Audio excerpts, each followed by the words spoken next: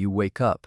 Coffee grounds in the compost, eggshells in the trash, cardboard in the recycling. You are producing waste. The city you live in produces thousands of tons of it every day, most of it picked up, buried or recycled. Now erase all of that. No garbage trucks, no recycling centers, no trash cans, no municipal waste collection. You are living in a small band of hunter-gatherers, moving through a landscape, setting up camp, moving on. Everything you bring with you must be carried. Everything you leave behind stays where it falls. How do you manage your waste when there is no system to manage it for you? The answer reveals something unexpected about human nature and about the relationship between our species and the stuff we throw away. Here is the paradox at the heart of human waste management. Humans produce more trash than any other animal on Earth, and we have been doing so for longer than you might think. But the archaeological record shows that ancient humans were good at managing their waste, often better than modern societies. Some of the most informative archaeological sites in the world are ancient garbage dumps, carefully examined by archaeologists for what they reveal about the people who created them. The study of ancient trash has its own name, garbology, a term popularized by William Rathey at the University of Arizona, who founded the Garbage Project in the 1970s to study what modern trash reveals about contemporary society. Rathey discovered that what people say they throw away and what they actually throw away are often very different. The same principle applies to ancient societies. The story of ancient trash management is not a simple story of primitive people being careless with their waste. It is a story of changing relationships between humans and their material environment, driven by the transition from nomadic to sedentary lifestyles, from small bands to large settlements, and from immediate consumption to long-term accumulation. The way a society manages its trash reveals the way it manages everything else: its social organization, its economic systems, its relationship with the natural world, and its understanding of cleanliness and contamination. The archaeological study of ancient trash, from the simplest stone tool waste to the massive garbage dumps of early cities, has transformed our understanding of how human societies evolved, and it offers lessons for how we might think about our own waste crisis. The earliest human trash was not trash at all. When a Homo habilis individual napped a stone tool 2.5 million years ago, the flakes that fell to the ground were not garbage. They were the byproduct of making something useful, and they remained where they fell because there was no reason to move them. The early human relationship with waste was defined by mobility. If you are living in a small band that moves camp every few weeks or months, you do not develop a trash management system because you do not need one. When you leave a campsite, you leave your waste behind. The landscape absorbs it. Organic material decomposes. Bones are scavenged. Stone flakes get buried by wind and rain. The site becomes part of the natural environment again. This pattern changed dramatically when humans began to settle in one place for longer periods.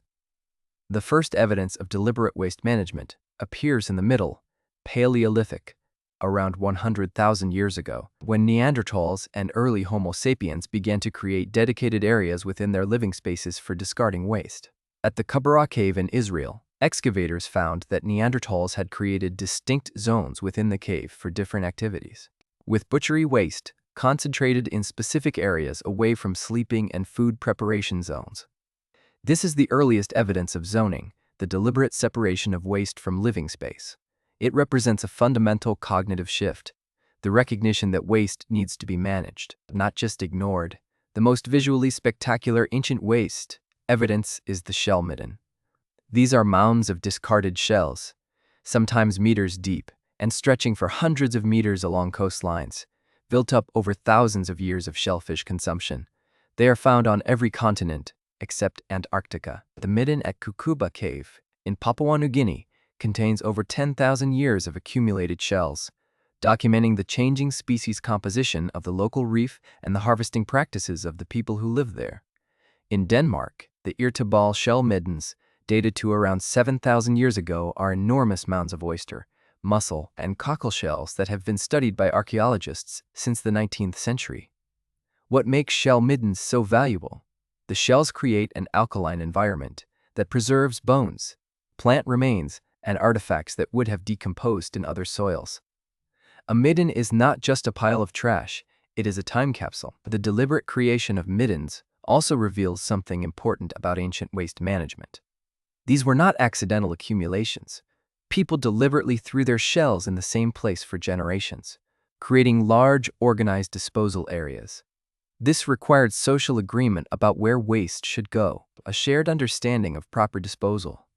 The midden was a communal infrastructure project, maintained over longer timescales than any individual lifespan. The trash pit was a major innovation. Beginning in the Neolithic period around 10,000 years ago, people began digging pits specifically for waste disposal. These pits served multiple functions. They contained waste in a designated area. They reduced the spread of disease from rotting organic matter. They kept the living area clean, and they could be covered over when full, sealing the waste and the odors beneath a layer of clean soil. Trash pits are one of the most common features found at archaeological sites from the Neolithic onward, and they are among the most valuable sources of information for archaeologists. A well-sealed trash pit preserves a snapshot of what people were using, eating, and discarding at a specific moment in time. The contents of a single pit can reveal the diet, technology, trade networks, and social status of the people who created it. The transition from surface disposal to pit disposal represents a significant cognitive and social development. It required people to recognize that waste was not just something you left behind when you moved camp. It was something you had to actively manage when you stayed in one place, and it required collective action. If one person threw their waste on the ground instead of in the pit, the entire system failed. The trash pit is an early example of public works infrastructure, maintained by social agreement and enforced by community norms. Its invention was as important for the development of permanent settlements as the invention of agriculture itself. As human settlements grew larger, waste management became more complex and more critical. In the first cities of Mesopotamia, the Indus Valley, and the Aegean, waste presented a serious public health challenge. Excavations at Mohenjo-Daro, dated to around 4,500 years ago, reveal sophisticated waste management. Covered drains along major streets, garbage chutes in walls, and public trash receptacles. The drains were designed to carry wastewater and sewage away from residential areas, and they were maintained by what appears to be a municipal authority. This suggests the inhabitants recognized the link between waste management and public health, investing heavily in maintaining cleanliness. The Indus Valley cities were not unique in this regard. In Mesopotamia, the city of Ur had a system of drains and garbage disposal areas. In Minoan Crete, the palace at Knossos had an elaborate drainage system that included terracotta pipes and stone-lined channels. These systems were not perfect. The streets of ancient cities were often filled with garbage, and the smell must have been overwhelming at times. But the existence of these systems demonstrates that ancient urban dwellers understood the importance of waste management in ways that are often underestimated. One of the most remarkable features of ancient waste management is the evidence of recycling and reuse. The idea that recycling is a modern invention is wrong. Ancient societies were masters of material reuse, driven by resource scarcity. Broken pottery was ground up and used as temper in new pottery. Worn-out stone tools were resharpened and reused, then resharpened again until they were too small to hold, at which point they were discarded. Metal objects, which required enormous energy to produce from ore, were melted down and recast repeatedly over centuries. A Bronze Age sword might contain copper that had been mined, smelted, cast, used, broken, recast, and reused across multiple generations. The recycling rate in some ancient societies was high. At the Bronze Age site of Tel Lachish in Israel, excavators found that over 90% of the pottery recovered was locally produced from recycled materials, including ground-up sherds from older vessels. The metal recycling rate was even higher, with most metal objects containing a significant proportion of recycled material. Ancient people did not recycle for the environment. They recycled because obtaining new materials was harder than reusing what they had. The economic logic was the same as modern recycling, even if the motivations were different, and the result was a much lower rate of material consumption per capita than in modern industrial societies. Soil chemistry analysis can detect the presence of organic residues that have long since decomposed, revealing where people prepared food, where they slept, and where they disposed of waste. Microscopic analysis of sediment samples can identify parasite eggs, revealing the presence of intestinal infections and the sanitation conditions that allowed them to spread. Phytolith analysis can identify plant remains that are invisible to the naked eye, reconstructing the diet and agricultural practices of ancient populations. These techniques have transformed the study of ancient waste management. At the site of Çatalhöyük in Turkey, one of the earliest known cities, dated to around 9,000 years ago, a team led by Ian Hodder at Stanford University used microstratigraphy and chemical analysis to reconstruct the waste management practices of the inhabitants in detail. They found that the residents of Çatalhöyük maintained clean interiors, sweeping their floors regularly and disposing of waste in designated outdoor areas. The clean interiors were maintained through a combination of daily sweeping, periodic replastering of walls and floors, and careful management of hearth ash and organic waste. This level of cleanliness required significant labor and social coordination, suggesting that the inhabitants placed a high value on domestic hygiene. Even in the absence of modern understanding of germ theory, the relationship between waste and social status is one of the most revealing aspects of ancient trash management at every archaeological site, where waste has been studied in relation to social hierarchy. A consistent pattern emerges. Higher status households produce different kinds of waste and manage it differently than lower status households. Higher status households tend to have more diverse and higher quality goods in their trash, including imported pottery, exotic foods, and luxury items. They also tend to dispose of their waste more carefully, often removing it from the immediate living area to maintain a clean appearance. Lower status households tend to have less diverse trash, more local materials, and less careful disposal practices.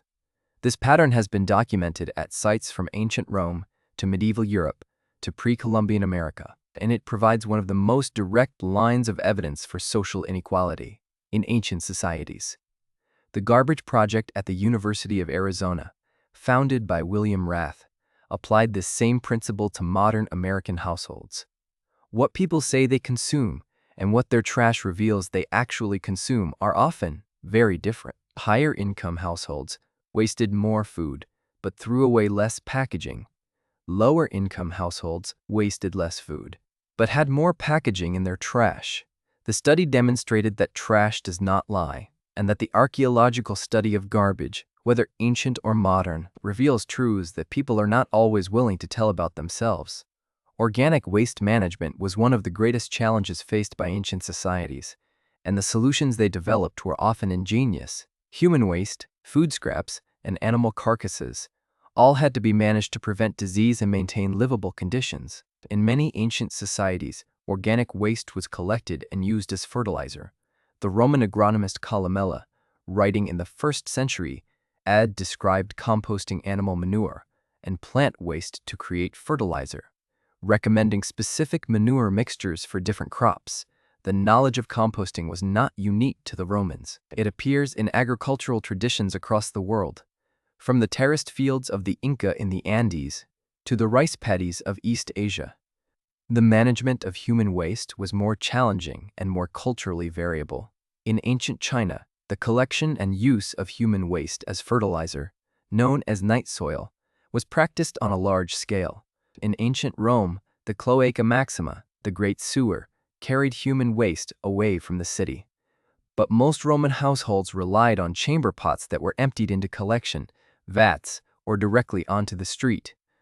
In the Indus Valley, the cities had private toilets connected to covered drains. The variation in human waste management across ancient societies reflects differences in technology, population density, cultural attitudes towards cleanliness, and understanding of disease transmission. Even if that understanding was not based on germ theory, the scale of waste production increased dramatically with the rise of urban civilizations.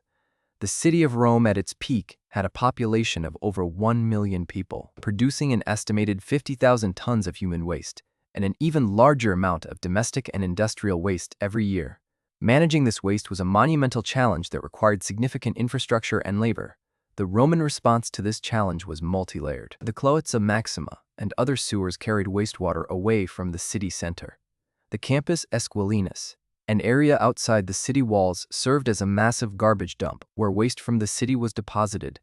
The Roman government employed street cleaners and garbage collectors, funded by taxes, to maintain basic sanitation in public areas. The scale of Roman waste management was not matched in Europe until the 19th century. But most Roman residential areas had no direct connection to the sewer system, and waste accumulated in streets and courtyards. Rats and flies thrived. The same combination of high population density and inadequate waste management plagued every pre-industrial city. The relationship between waste and disease was understood at a practical level. Clean communities had lower illness rates, but the mechanism of transmission was not understood, and solutions were incomplete.